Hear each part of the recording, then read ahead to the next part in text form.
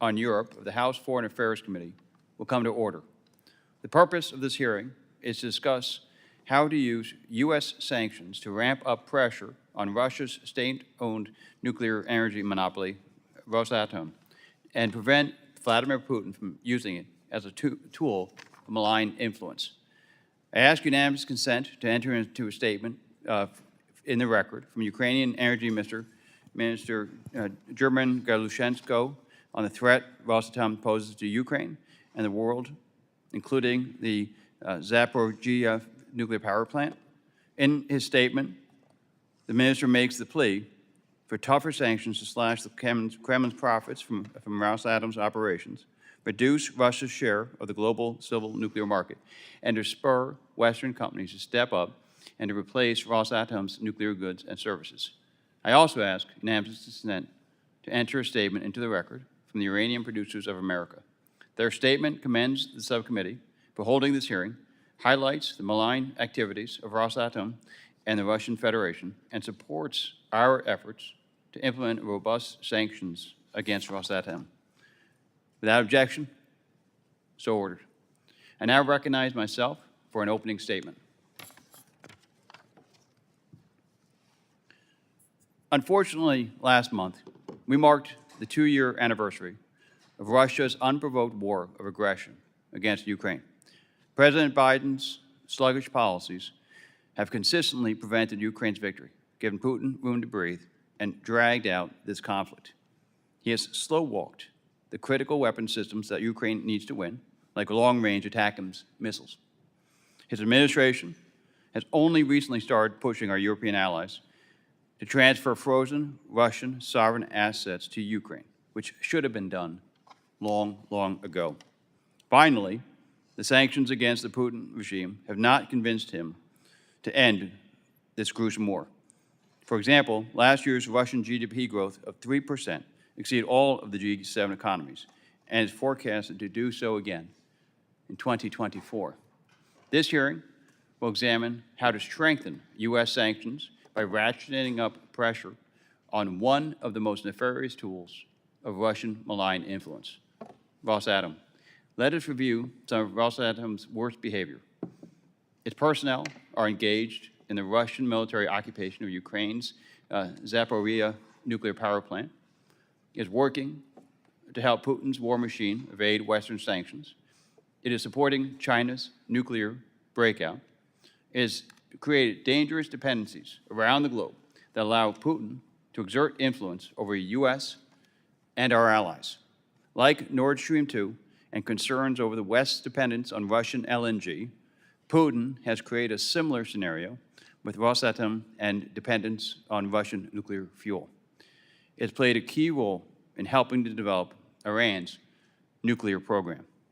Unfortunately, despite this litany of threats to U.S. national security, the U.S. has sanctioned only a handful of Rosatom's subsidiaries and corporate officers, while Rosatom itself remains untouched. We must get serious, and that is why I'm holding today's hearing. I'm in the process of drafting a tough sanctions bill that will mandate the administration decouple the U.S. and our allies from Rosatom. And U.S. and allied companies from Westinghouse to Urenco are taking big steps to providing Western alternatives to Rosatom. Ukraine, for example, has freed itself from Rosatom's grip. Other allies, from Sweden to Finland to the Czech Republic, are doing the same. But tougher sanctions are needed to hasten this decoupling from Rosatom. Importantly, my sanctions bill will be complementary to my colleagues, Chair McMorris-Rodgers' House-passed bill, the Prohibiting Russian Uranium Imports Act. Her bill prohibits the U.S. from importing Russian low-enriched uranium with a waiver authority that terminates after 2027. My sanctions bill will similarly have a waiver authority to responsibly and to rapidly address dependencies such as those related to medical and industrial isotopes that will take slightly longer to unwind. But this authority will be narrow. These two bills together will send a much-needed market signal to the civil nuclear industry.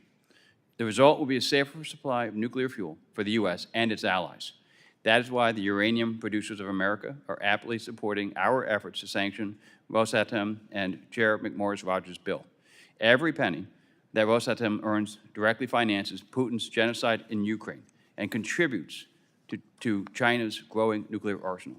The time to act is now. The chair will now recognize the ranking member, the gentleman from Massachusetts, Mr. Keating, for any statement that he may have. Well, thank you, Chairman Kean, for holding this hearing today, and thank you to our witnesses for being here and for your testimony. Over 2 years ago, on February 24th, 2022, Russia launched its unprovoked full-scale war of aggression against Ukraine. Thankfully, due to a global coalition formed by U.S. leadership and, most importantly, a determined and resolute Ukrainian population, Russia failed in this effort. Despite its failure on the battlefield, Russia has continued to succeed in its goals of spreading malign influence and undermining democratic governance. Today, we focus specifically on Rosatom, Russia's state-owned corporation responsible for its civil nuclear program and military nuclear enterprises, and an agent of influence headed by the Russian government. For decades, Rosatom has spread its malign influence through contracts in Europe and around the world to build nuclear reactors and provide nuclear fuel at cheaper prices. More recently, Rosatom's complicity and support of Putin's war of aggression against Ukraine, its occupation of Zaporizhzhia nuclear power plant, and its continued market share in the nuclear fuel establishment and fabrication sectors have enabled Putin to recklessly use Rosatom to spread Kremlin malign influence and to push its imperialistic goals. Recognizing the threat of Rosatom, the Biden administration and Congress have taken action, including by sanctioning Rosatom subsidiaries and cutting off key revenue streams. Putin uses these revenue streams directly for his war and his effort in aggression against Ukraine. For example, last year, President Biden worked with G7 partners in Sapporo, Japan, to mobilize $4.2 billion in government-led investments to develop a secure, reliable nuclear energy supply chain. Furthermore, in February 2024, the administration initiated a critical minerals dialogue with Central Asian partners through the C5+1 mechanism to increase Central Asia's involvement in global critical mineral supply chains and strengthen economic cooperation. These arguments follow up historic partnerships between U.S. companies and governments including Poland, Romania, and Bulgaria. Yet, while the world acts to lessen Russia's global sphere of influence, Putin and the Kremlin continue their brutal war in Ukraine, targeting energy supply lines, critical infrastructure, and holding Zaporizhzhia's nuclear power plant and its workers hostage. As Ukrainian Prosecutor General Andrei Kostin told me, these attacks hit at the heart of Ukraine's environmental stability as well. They seek to undermine and poison the bountiful and prosperous land Ukraine sits on and starve the Ukrainian people of the resources they need to thrive. As part of the efforts to seek our solutions to combat Russia's malign influence in the nuclear energy sector, I've worked with a ranking member of the full committee, Meeks, on legislation to sanction the Rosatom officials who undermine Zaporizhzhia's stability and hold them accountable for the destabilizing actions they conduct. In addition to implementing further sanctions where appropriate, we must also go on the offense and promote continued investment in capacity building for alternative sources of nuclear energy and next-generation reactor designs, areas of the nuclear supply chain in which Russia has a significant presence today. These alternatives must be cost-effective with competitive prices that will ensure their long-term success. We must also follow up on Congress's investment of $700 million in the Inflation Reduction Act in the development of high-assay, low-enriched uranium, known as HALO. This HALO fuel is used in many small, modular, and advanced reactors. Historic investments in infrastructure will pay dividends abroad and support not only Ukrainians' war effort, but also combat Russia's malign influence. Finally, tomorrow marks 1 month since the Senate passed the National Security Supplemental Package by a wide bipartisan margin. As President said during his State of the Union address, history is watching. Yet our most recent former president, Donald John Trump, told Hungary's autocratic leader, Viktor Orban, this week that he would not support a nickel for Ukraine. Even more, the Hungarian government welcomed Rosatom's CEO to Budapest today on the 25th anniversary of Hungarian's membership in NATO to discuss shared priorities. The contrast between this president's support for democracies and our former president's support for autocracies could not be clearer. It unfortunately bears repeating. The quickest and most direct way to combat Rosatom and Russia is to pass this supplemental request immediately, which includes almost $3 billion to boost domestic nuclear fuel production and enrichment. If the House is truly serious about combating Russia's malign influence, we have no alternative. It is inexplicable that Speaker Johnson continues to hold up this spending package, which has the majority of support among members. We cannot defend democracy abroad when the single individual denies it at home. With that, Mr. Chairman, I yield back. I ask unanimous consent that the gentleman from North Carolina, Mr. Murphy, be allowed to sit on the dais and participate following all other members in today's hearing. Without objection, so ordered.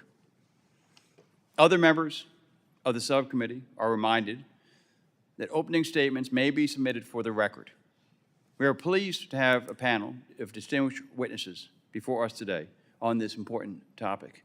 Mr. David Albright is the president of the Institute for Science and International Security. Mr. Anthony Ruggiero is a senior fellow and senior director of the Nonproliferation and Biodefense program at the Foundation for Defense of Democracies. And Professor Theresa Sabonis-Helf is the concentration chair for Science, Technology, and International Affairs at Georgetown University's School of Foreign Service. Thank you all for being here today.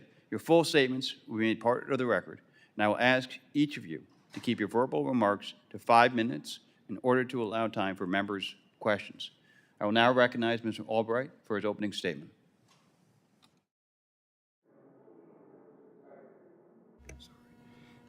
Chairman Kean, Ranking Member Keating, and members of the subcommittee, thank you for holding this hearing and inviting me to testify. Is it better now? Rosatom, its subsidiaries, and its senior personnel deserve far greater sanctions today. Rosatom is not just a benign commercial nuclear energy supplier. As has been pointed out, Rosatom has actively participated in the illegal seizure of the Zaporizhzhia nuclear power plant, a seizure that we all recognize has caused an increased risk of a major nuclear accident. Rosatom officials are not authorized to operate these reactors. IAEA Director General Rafael Grossi has called the situation, quote, not sustainable and risks nuclear safety and security.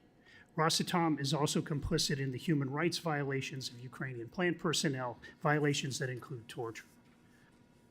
Rosatom actively contributes importantly to the production of Russian weapons systems used against Ukraine. A case in point is the Shahed 136 kamikaze drone that Russia has used to destroy much of Ukraine's civilian energy infrastructure and terrorize its population. Rosatom helps build the Shahed 136 drones via its important subsidiary, JSC Umatex, at the Alabuga Special Economic Zone. JSC Alabuga, which runs the Special Economic Zones, produces the Shahed 136 drones under a contract with the Russian Defense Ministry with extensive aid from Iran. Umatex is involved in providing carbon fiber to this plant that's making the Shahed 136 drones. Umatex is rightly sanctioned by the United States for its supply of carbon fiber to Russia's military-industrial complex, as is JSC Alabuga and its subsidiaries. However, Rosatom has not been sanctioned for its support of Shahed 136 production, or more broadly for its support of Russia's military-industrial complex, which is growing by the day.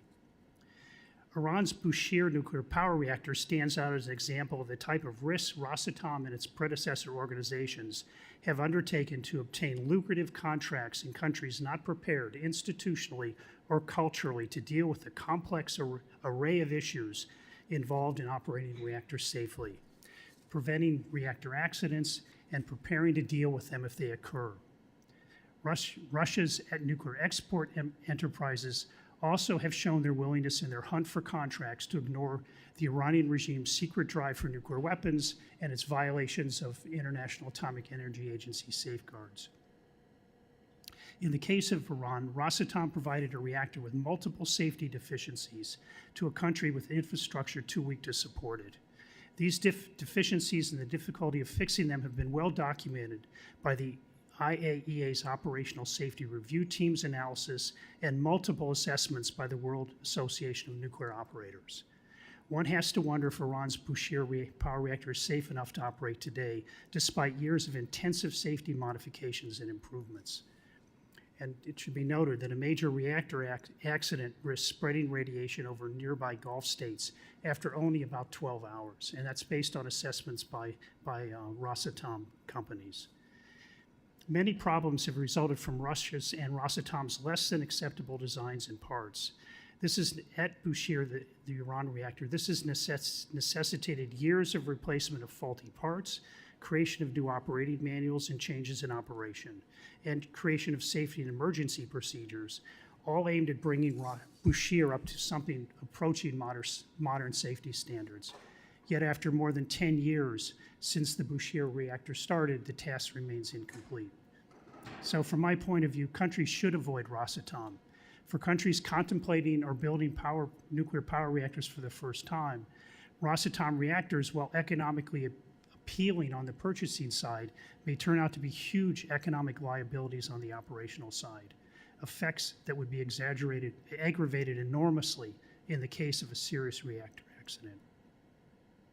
While Russia has learned about handling severe nuclear reactor accidents the hard way, many of the developing countries contemplating nuclear power reactors do not have adequate supporting infrastructure and emergency response capabilities to deal with a major reactor accident.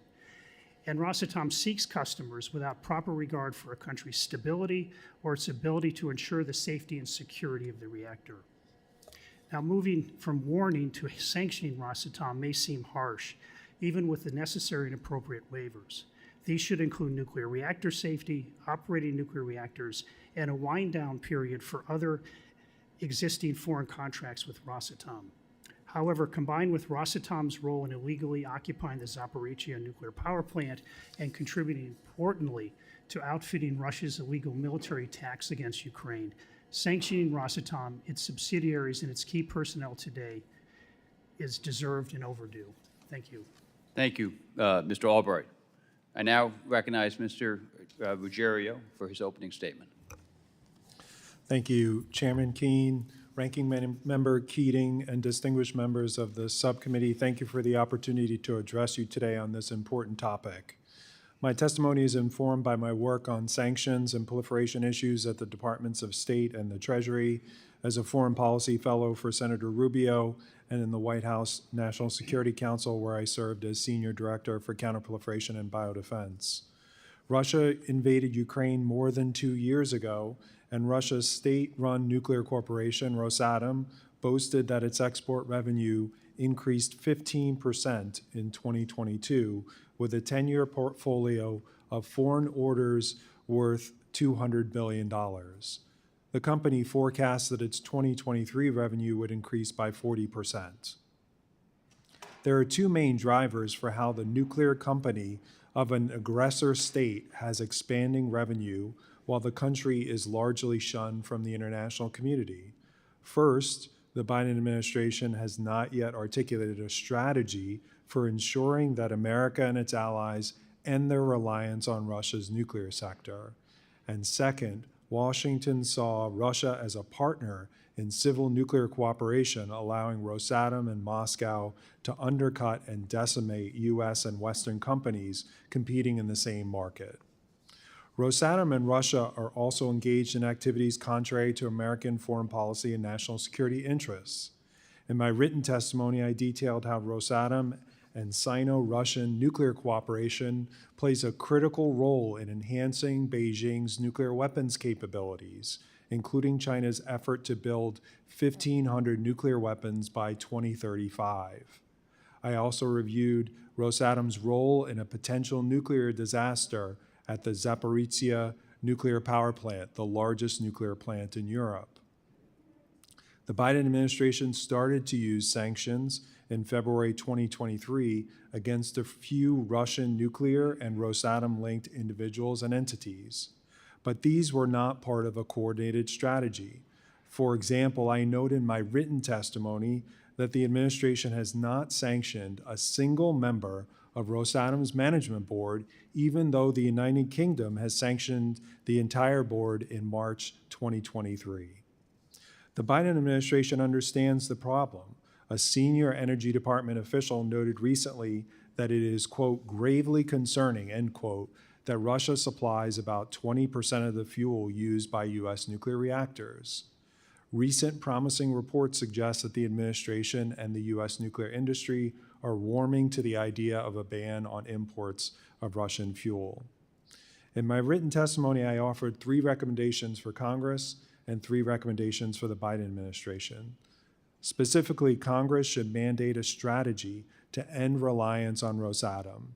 It should require the administration to make a sanctions determination within 60 days on Rosatom, its management and supervisory boards, and related entities and individuals. The strategy should also include plans to respond to potential Russian retaliatory actions, including ending the export of enriched uranium and other products to the United States and its allies. Congress could also require a review of the U.S.-Russia Civilian Nuclear Cooperation Agreement to ensure that it is consistent with the new approach to civil nuclear cooperation with Russia. For the administration, I recommend using existing sanctions authorities to prohibit activities with Rosatom, including purchases of reactor fuel, reactor services, and reactor construction, as well as other related services over a 1 to 4 year wind-down period, and then using that time to work with allies in the nuclear industry to facilitate a transition to alternative suppliers. We need a coordinated strategy, an effort to reinforce that Washington and our allies will not return to business as usual with Russia when the war in Ukraine ends. This effort should incentivize a transition to U.S. and allied nuclear industries as alternative suppliers over a 4-year period to end Russia's domination and ensure that China does not fill the void. If the Biden administration is unwilling to pursue this path, Congress should mandate it through legislation. Thank you for inviting me to testify, and I look forward to addressing your questions.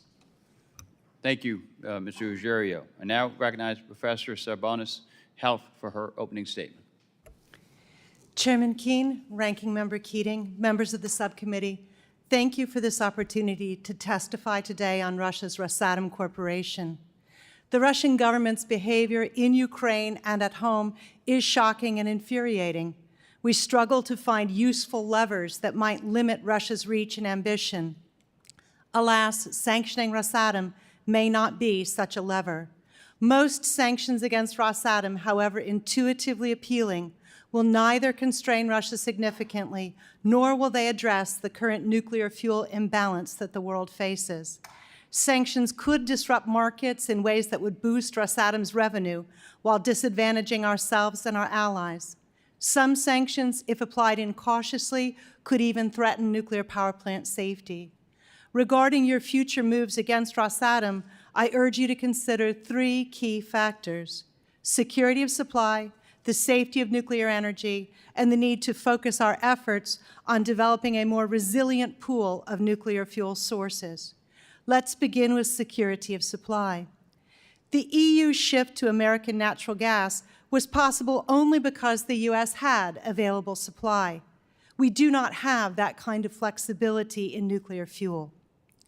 18% of European Union reactors are Russian or Soviet design. For these reactors, fuel rods are an issue. Westinghouse has developed substitute fuel rods for Ukraine, but does not yet have capacity or licensing to supply all of Europe. Rosatom and its affiliates are also deeply embedded in fuel production and other services. Reliance on Rosatom is widespread globally, not only in Europe. Even the United States purchases 20% of its low-enriched uranium from a Rosatom subsidiary. We are not yet in a position to meet all of our domestic nuclear fuel needs. we are definitely not in a position to extend nuclear energy supply security to our allies. Let us also consider the safety of nuclear energy. Criticisms of Rosatom are justified. It has been complicit with the Russian state in nuclear piracy, and it illegally manages the Zaporizhzhia nuclear power plant in Ukraine. In spite of this, Rosatom's sustained relationship with the International Atomic Energy Agency plays an essential role in keeping Russian nuclear energy and the world safer. Rosatom's Director General, Alexei Likhachev, met with the IAEA Director 8 times since March of 2022 for discussions regarding Zaporizhzhia. Rosatom has certainly not responded to all of the IAEA's concerns, but it has taken measures to harden the facility. It has provided mobile diesel fuel boilers to enhance safety, and most importantly, it has complied with the IAEA insistence that Zaporizhzhia not be used to generate electricity, a measure that both enhances safety and reduces the gains to Russia of occupying the facility. In a broader sense, using sanctions to isolate Rosatom is bad for global nuclear safety. Remember the tragedy of Chernobyl. Since the early post-Soviet era, the nuclear power community has made integration of Russian plant operators and leaders a high priority, raising standards and promoting a culture of safety. Because an accident or major incident anywhere affects confidence in nuclear power everywhere, keeping Rosatom and Russia tightly engaged in the community of nuclear professionals is a safety imperative. At this time, our best path to enhance energy security in the nuclear sector comes from diversification of fuel sources. Concern about Russia has already sparked substantial innovation here and abroad. In the United States, our shuttered capacity to process enriched uranium is now relicensed and produced 7,000 tons of uranium hexafluoride last year. Our production of HALEU fuel for the next generation reactors is also underway. Overseas, Westinghouse is leading the way to replace Russian fuel rods. In a more distant region, Kazakhstan is finding a new path to market. Kazakhstan has long been the lead producer of world uranium, but dependent on Russia for refining, enrichment, and transport. Now, France is expanding mining operations in Kazakhstan, increasing French enrichment capability, and shepherding an ambitious consortium to strengthen the Middle Corridor route, reducing the region's dependence on Russia for transport. Infrastructure realignment takes time. Reducing Rosatom's relative role in world nuclear energy production is essential, but can best be accomplished not by sanctions, but by aggressively expanding the field of viable, competent nuclear energy material producers. With China rising in this sector, the discipline of managed competition will serve us well for the next contest over nuclear energy's future. We should strive to engage that competition together with our European allies. Thank you. Thank you, Professor Sabonis-Helf. And I now recognize myself for 5 minutes of questioning. Mr. Ruggiero, can you characterize Rosatom's support for China's nuclear weapons program? Yes, they have delivered fuel to some of China's nuclear reactors. The Department of Defense, the Assistant Secretary, I believe, for Space Policy, testified before Congress about the role of those reactors in producing plutonium. And the department was so worried about this particular subject that it actually took that part of his testimony out and published a press release to highlight it for the public. Thank you. Mr. Albright, do you believe that a mandatory sanctions bill from the U.S. Congress is necessary to push the Biden administration to ramp up pressure on Rosatom, its subsidiaries, and its corporate officers, and to help the U.S. and our allies reduce dependence on Rosatom? I'm sorry, if you can, Sorry. please turn your mic on. Is it on now? Yes. Okay. No, I think legislation would be very helpful. I think the Biden administration has been slow to pursue this issue, and I think the Congress can play a very useful role in increasing the sanctions on Rosatom and its subsidiaries, and also play an important role in boosting our capabilities to replace Rosatom. And could I add one thing to Anthony's answer? Sure. Russia's supporting the construction of a breeder reactor in China. And as far as we can determine, that will be China's only way to produce the plutonium it needs to increase its arsenal up to 1,000, let alone 1,500. And as far as we can determine, we're still investigating it. Russia has not said that its assistance, peaceful in nature as it is, cannot be misused to produce plutonium for nuclear weapons. The U.S. has always taken that kind of position in supplying nuclear assistance, but Russia has not. And so through Russia's assistance, China may be getting the only way it can to dramatically increase its nuclear arsenal. Okay. Mr. Ruggiero, your answer to that question? Your first Regarding question, the correct? necessity to push the Biden administration to ramp up pressure on its subsidiaries, on Rosatom and subsidiaries? Right, as I noted in the oral testimony and the written testimony, this is all about a strategy. It really starts with a strategy, starts with the alternative suppliers that the professor mentioned. I wish this was easy. I wish it was as simple as just putting Rosatom and people on an entity list, or excuse me, on the SDN list. You could do that with some of the senior leadership, but it's going to require a plan, and it seems that the administration is not on that pathway right now. And if, to continue with you, any serious sanctions effort against Rosatom will require responsible but narrow waiver authority. How long do you assess such waivers need to be for different parts of the nuclear supply chain, specifically enriched uranium? Right. I think, we've seen different reports about what that timeline would look like. I've seen some reports of 2028 is one of the dates that's out there. There's more parts of the supply chain, unfortunately, that Rosatom is in.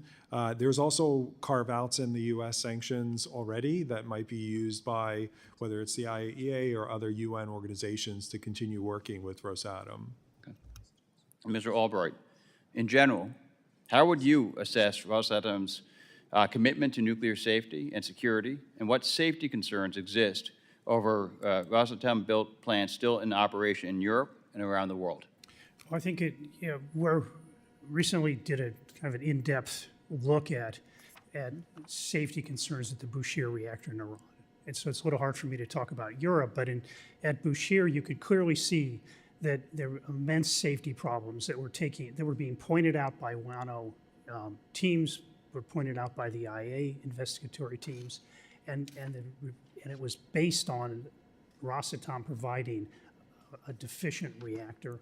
And so I think Rosatom lags behind modern safety considerations that are applied to Western reactors. And so I think the Rosatom presents a safety. And in the Bushehr, you do have to wonder if it could have a major nuclear reactor accident.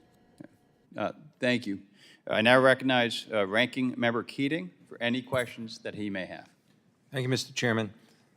The Senate passed House-held National Security Supplemental Bill includes $2.72 billion to support domestic uranium enrichment, $149 million for the National Nuclear Security Administration's ability to respond to the security situation in Ukraine, $98 million for investments in the development and production of isotopes. Professor Sabonis-Helf, how important is that work to this issue? How important is that bill to this issue? So I would say particularly the appropriations for the HALEU fuel is something we have to take very seriously.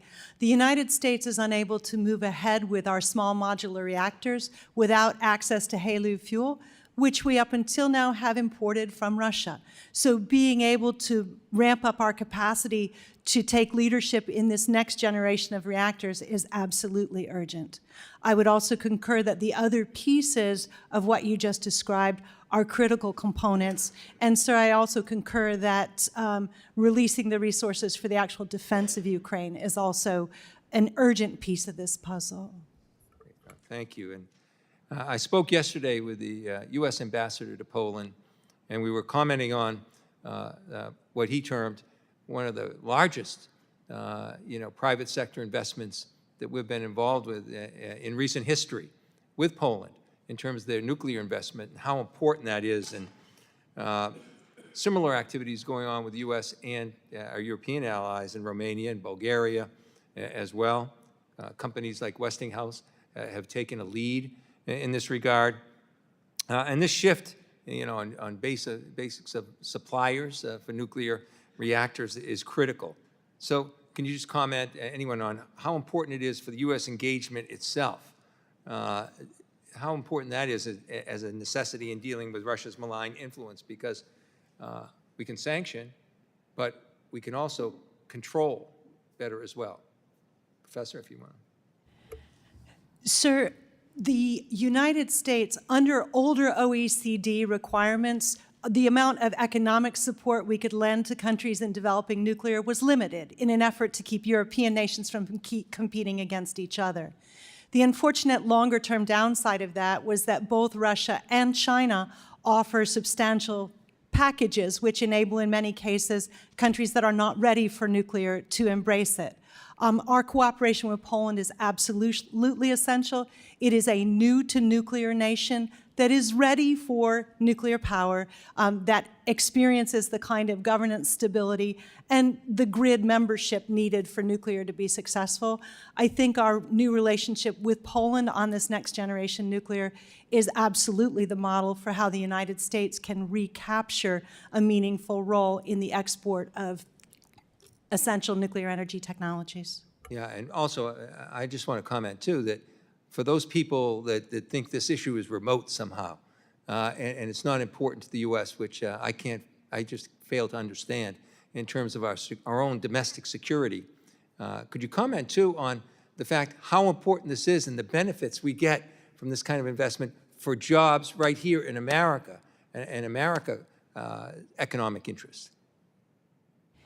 We cannot treat nuclear energy as purely a commercial operation because it is so strategically critical. But in terms of the jobs that it represents, this entire new sector is rather extraordinary. We have just recently relicensed the largest facility in the United States. We are building new facilities. We are talking about jobs, and not only good, high-paying jobs, but spread throughout the United States rather than concentrated in one place. And I think that what we see here is that my colleague's recommendation that we need a clear strategy here. That strategy needs to incorporate how we harness American expertise to recapture a role in this industry. Yeah, and being a member of this committee, as well as a member of the Armed Services Committee, I'm also keenly aware of what our military has been telling us in terms of the effects of climate change and how important that is as well. It is one of the existential threats we have in our country and in the planet, and it's also a very big military danger that we have to address. So this will do that as well. I wish we could have some more time, but my time has run out, and I yield back, Mr. Chairman. Thank you, Ranking Member Keating. Thank you, Ranking Member Keating. I now recognize Mr. Self of Texas for 5 minutes. Thank you, Mr. Chairman. This is the legislative branch. We have been looking for a way to change the behavior of the executive branch on several national security issues to include the southern border. So I hear, as background, sanctions on Russian gas and oil have not worked. You, sir, mentioned discretionary sanctions authority that the executive branch has today that they have not used. They are not using what they have available to them today. So we are considering executive branch action, which I am not sanguine will change the executive branch behavior in this manner. I hear a lot about sanctions in this discussion. My concern is, according to the World Nuclear Association, my concern is how are we going to replace the sources? Because as of 2020, when we look at Russia is going to go down between now and 2030, substantial amount of their capability. Urenco, basically the West, is going to go down in their capability. That includes the U.S. France is going to stay steady. Others are going to go up 8 times, and that includes such allies, that's facetious, as Argentina, Brazil, India, Pakistan, and Iran are going to increase 8 times, as I said. The big one is China. China is going to go up 3 times. So while we talk about sanctions, how are we going to keep our nuclear industry viable if the only people that are going up substantially in their capability to enrich are basically people who do not agree with us, who some are classified as adversaries? So please, now that's 2020 figures, but while we discuss sanctions, if we sanction this, how are we going to replace the needs of our own industry? Microphone, sir. Oh, that's the discussion is that 2 tracks are needed. I think Chairman Keating pointed out, or I'm sorry, Chairman Kean pointed out that the sanctions can build the pressure to create the space and the incentive to create the alternatives. So I think they work together. Well, then we need more. I appreciate your word strategy, sir. I really do. But a strategy has got to have something beyond just competition. Are we looking at Defense Production Act? What do you suggest? And I've read your three recommendations to the legislative branch, but more than a strategy, how would we get there? Because a strategy has to have some capability backing it up. A long time as a military planner, a strategy is worthless without the capability to execute the strategy. Sir, I think that's why I emphasize replacement capacity over sanctions. I think that what has happened recently in Kazakhstan and to a lesser extent in Uzbekistan is extremely important. Kazakhstan produces more mined uranium for the world market than any other nation. Until recently, it's been fully captive to Russia because Russia does the enrichment, Russia does the transport. In the current situation, France has opened new mines together with Kazakhstan and Uzbekistan, is handling the transit route to France, and France is ramping up enrichment. That's one example of what has changed in the past 2 years, I think very much for the better. I do think that our pursuit of critical materials with Central Asia is a very important part of thinking about the future, because bringing enrichment and processing back to the United States is more urgent in my estimation than enhancing mining in the United States. But I would also call your attention to the fact that, as you noted, China is very much on the rise. Now, we know that in an earlier era, Chairman Mao was much more interested in nuclear weapons than in nuclear energy. But in recent years, China has moved to a hyper-development phase in its 11th five-year plan. China now has 55 operable reactors and 27 under construction. And so a lot of China's effort to build up in this sphere is to meet its own rising demand. They're still finishing building their grid. They still have huge expansion. My time is up. They're building not only nuclear plants, Yes, sir. coal plants every week, solar, everything. Mr. Chairman, I yield back. Thank you, Mr. Self. I now recognize Mr. Costa from California for 5 minutes. Thank you very much, Mr. Chairman. Professor Sabonis-Helf and Professor Theresa's, and Mr. Ruggiero, you both talk about a strategy. And it seems clear from your comments that a strategy involves totally eliminating our need to rely on Russia for any future uranium enriched if we're going to maintain our own ability to have independence. Am I correct? That's correct in my recommendation, yes.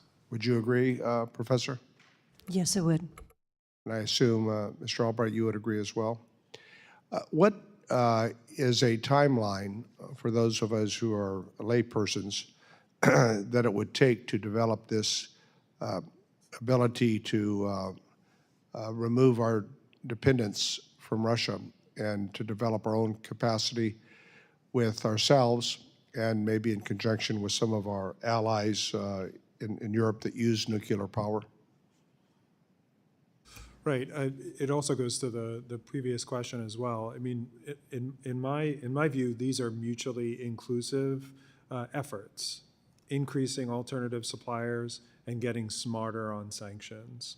I think right now we're going after some of the what we call the low-hanging fruit on sanctions. We're not focused on things that will have a real impact on the sanction side, and the sanctions will also give a market signal to the industry as well. As I noted previously, 2028 is a date that has been put out there by industry in some circles, and that's only 4 years away. So that's why we've focused on the sort of 1 to 4 year time frame. That's by talking to people like Westinghouse and others that have experience and expertise in this in terms of developing our own independence. Sorry to cut you off. I'm sorry? Orenco, what was mentioned previously, their increases, some of those are scheduled to come online. But we have in to give the 28. signals to the private sector, in fact, if we're going to develop this strategy to develop this independence, right? Correct. To a And- certain extent, sir, that signal was already received before the full-scale invasion of Ukraine. The largest facility in the United States, which is marketed by Converdin, was mothballed. It got an extension to reopen, to relicense in 2021. And this past year, they succeeded in producing already 7,000 tons by the end of last year of uranium hexafluoride. When that facility was at full capacity, the United States produced 20% of the world's hexafluoride, which is more than we need. So getting that facility fully up and running is one of the critical components here. And that's one of the steps on the way to developing the pellets. Yes, sir. So when you say in your comments that sanctions, if they're implied incautiously, what do you mean by incautiously? Sir, I mean that as soon as Russia was convinced that Europe was taking strong measures in gas, they began manipulating prices significantly. Most nuclear power plants store 2 to 3 years worth of fuel at their site, and none of them will tell you exactly how much fuel they have stored.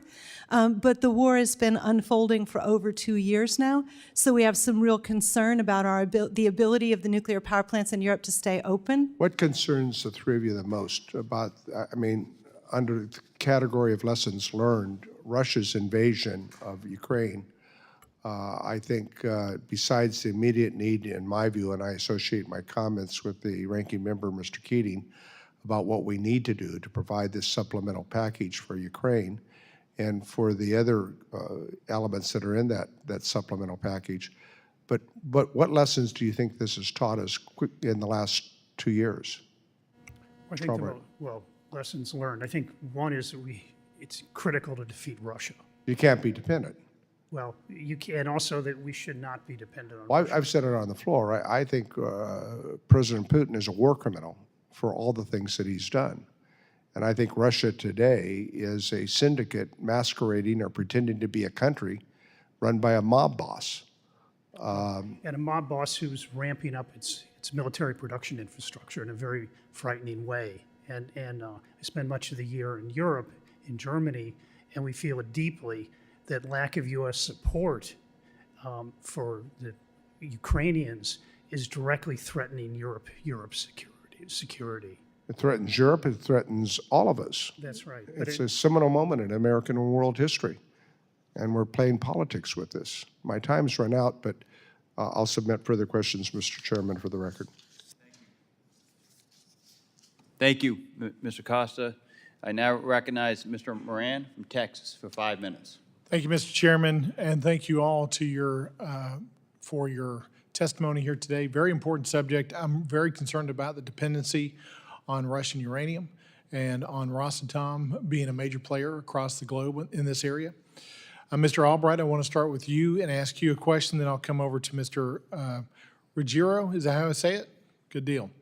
Mr. Albright, in your opinion, what are the strategic risks of the U.S. and Europe's continued reliance on Rosatom for nuclear energy products and services? And would you compare this reliance to Europe's crippling dependence on Russian oil and natural gas before the war in Ukraine began? Yeah, no, I would compare it. I mean, at some point, Russia will probably play games with its supply. And it's been mentioned the need to start stockpiling critical resources in anticipation of that, but I think Europe will be facing similar struggles as it faced with Russia's cutoff of natural gas. And what strategic risks do you think that poses both in Europe and the United States when we look at beyond just the economy, but we look militarily?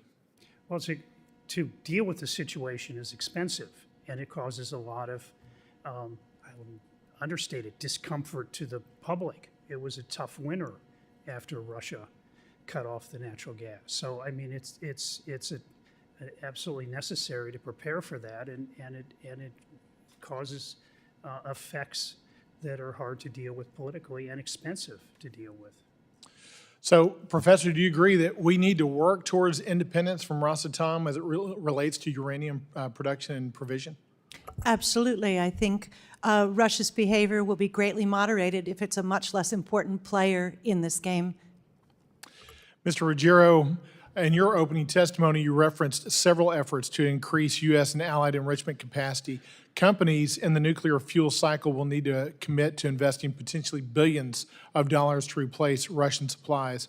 Would you agree that it is important for those companies to have certainty moving forward in the form of clear government policy and tough sanctions that a flood of Russian exports will not strand their assets in later years once they make this investment?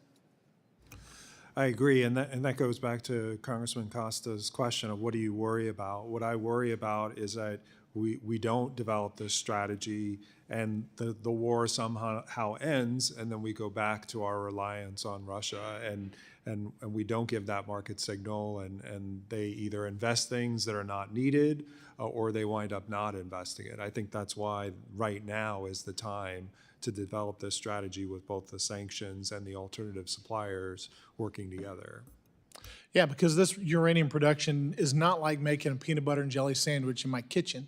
It takes a lot of capital up front, capital investment, it takes a lot of time, and it takes a lot of effort and risk, frankly, to enter that market. Would you agree with that? That's right, and we have to get the balance between what we want here in the U.S. and what we want to work with our allies both in Canada and Europe and elsewhere. There's a good mix there, and it's going to take some time to get that right. Back to you, Mr. Albright. Stakeholders have predicted that building capacity in the United States and fully replacing Russian nuclear is a long-term project expected to take years, just like what I just referenced. What regulatory burdens stand in the way, and what are ways Congress can reduce the barrier to entry? And I'll ask you the same question, Professor, once we get an answer. If you'll press your button, please.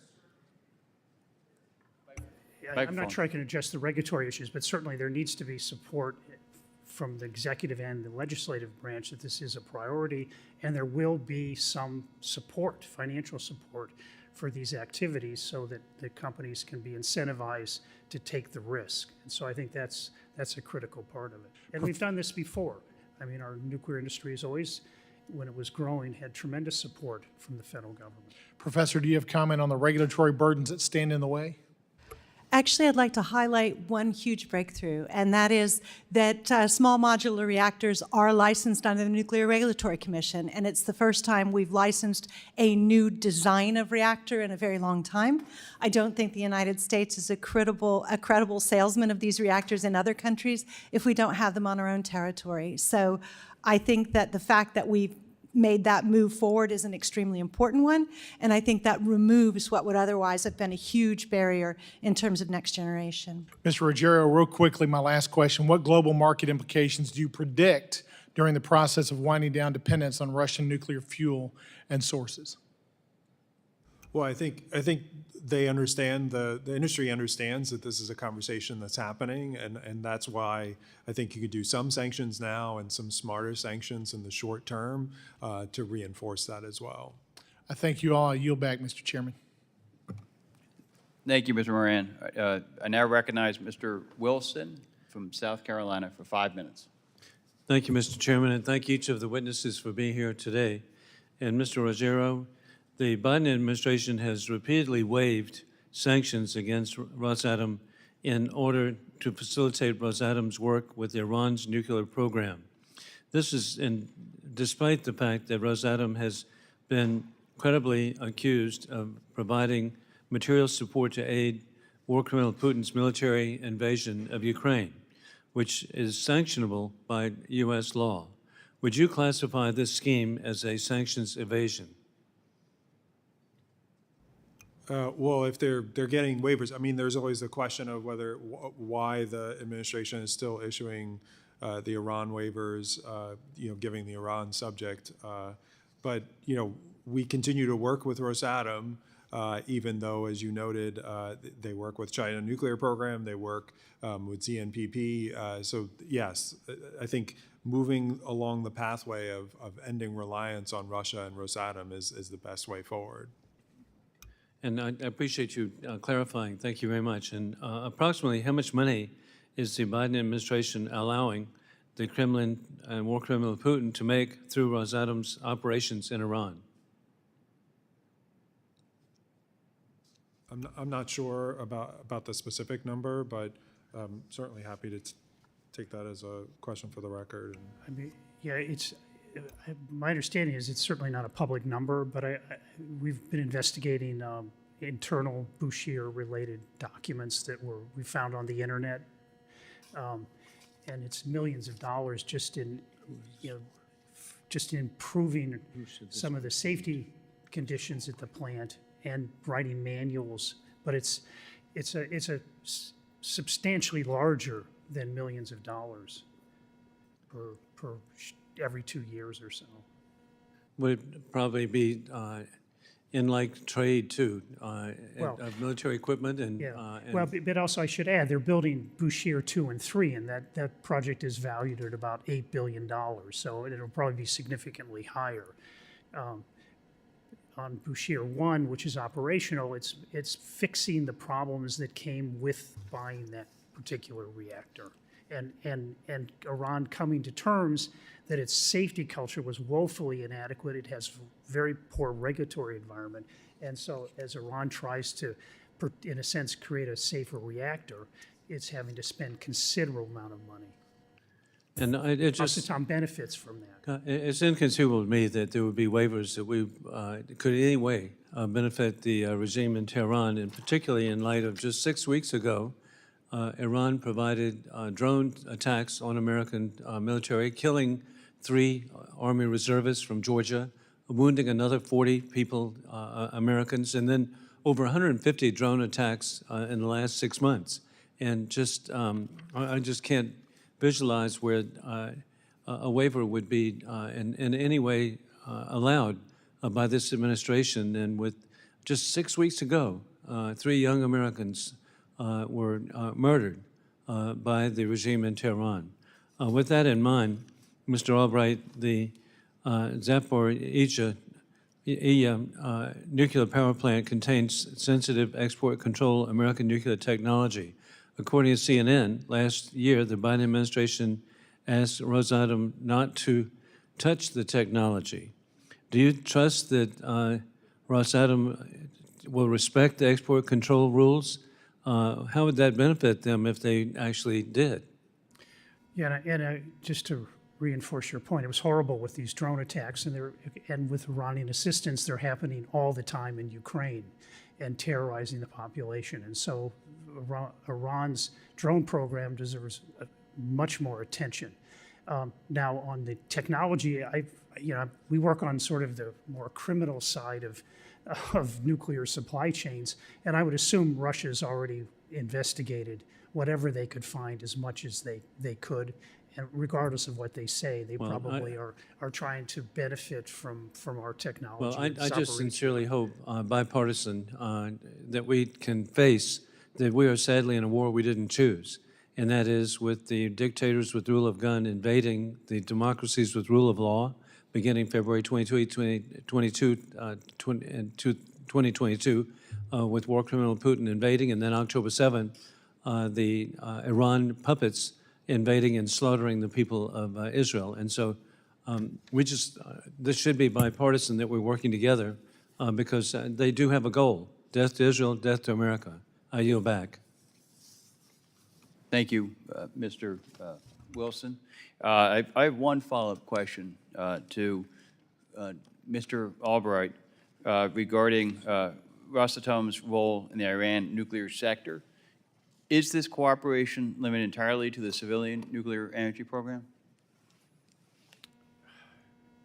As far as I know, I don't know any evidence that Russia would convey nuclear weapons related technology to Iran. Part of the problem, though, in Iran is that Bushehr is it's a modern, semi-modern nuclear reactor. And Iran is using that knowledge and will openly say to be able to build smaller research reactors, which could in the future produce plutonium for nuclear weapons. So I think that Russia's technology is not well protected or controlled. And So it Iran- could, by that definition, be assisting in, Rosatom could be assisting in Iran in its goal of creating a nuclear weapon. Using, in the sense of producing plutonium for nuclear weapon in a future reactor in Iran, yes. Thank you. With no further questions. Yes, do you have anything? Okay. With no further questions from members, I want to thank our witnesses for their valuable testimony and the members for their questions. The members of the subcommittee may have additional written questions for the witnesses, and we ask that you respond to these promptly in writing. Pursuant to committee rules, all members may have 5 days to submit statements, questions, and extraneous materials for the record, subject to length limitations. Without objection, the subcommittee stands adjourned. Thank you.